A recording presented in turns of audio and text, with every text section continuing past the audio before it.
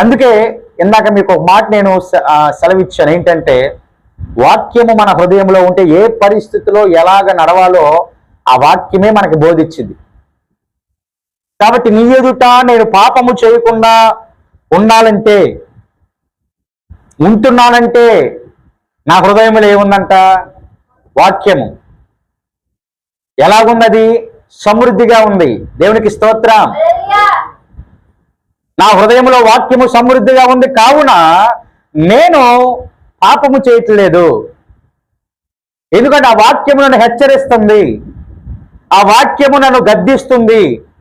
నా హృదయం అనే పలక మీద లిఖించబడినటువంటి ప్రతి మాట నన్ను హెచ్చరిస్తుంది, గద్దిస్తుంది. కావున ఏ పాపము చేసే పరిస్థితి వచ్చినా నేను ఆ పాపాన్ని చేయట్లేదు. దానికి కారణము నా హృదయములో నీ వాక్యము ఉండటాన్ని బట్టే కదా అని భక్తుడు అంటా ఉన్నాడు.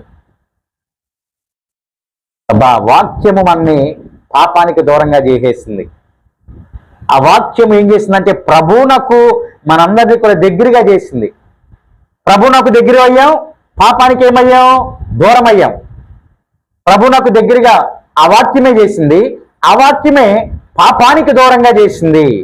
నీ ఎదుట నేను ఎందుకు పాపం చేయట్లేదు? పాపం చేసే పరిస్థితి వచ్చి నేను ఎందుకు చేయట్లేదు? అబద్ధమాడే పరిస్థితి వచ్చి ఎందుకు చేయట్లేదంటే నా హృదయంలో ఉండేటటువంటి నీ మాట, నీ వాక్యము నన్ను ఎల్లవేళలా గద్దిస్తుంది, హెచ్చరిస్తుంది. అందుకనే నేను ఆ పాపపు జోలికి వెళ్ళటలేదు. ఆమేన్. పైన 9వ వచనంలో మరొక మాట రాయబడి ఉంటుంది. ఆ మాట కూడా ఒకసారి చూడండి. 9వ వచనాన్ని చదువుదాం. యవనస్తులు దేని చేత తమ నడతను శుద్ధి పరుచుకుందరు? నీ వాక్యమును బట్టి దానిని జాగ్రత్తగా చూచుకొనుట చేతనే కదా. యవనస్తులు దేని చేత వారి నడతను శుద్ధి చేసుకుంటారు? ప్రశ్న అది. నేటి దినాన కొంతమంది యవనస్తులను కనుక చూస్తే పిల్లరా మన కళ్ళ ముందే ఎలాగున్నారండి వారు? పెద్దవారిని లెక్క చేస్తున్నారా? తల్లిదండ్రులు లెక్క చేస్తున్నారా? గురువులను లెక్క చేస్తున్నారా? వృద్ధాప్యం ఉన్న వారిని లెక్క చేస్తున్నారా?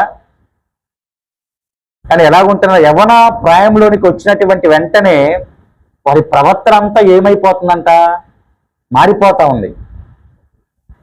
ప్రవర్తన అంతా భయంకరమైనటువంటి లోక ఆశల మీదకి వెళ్ళిపోతా ఉంది.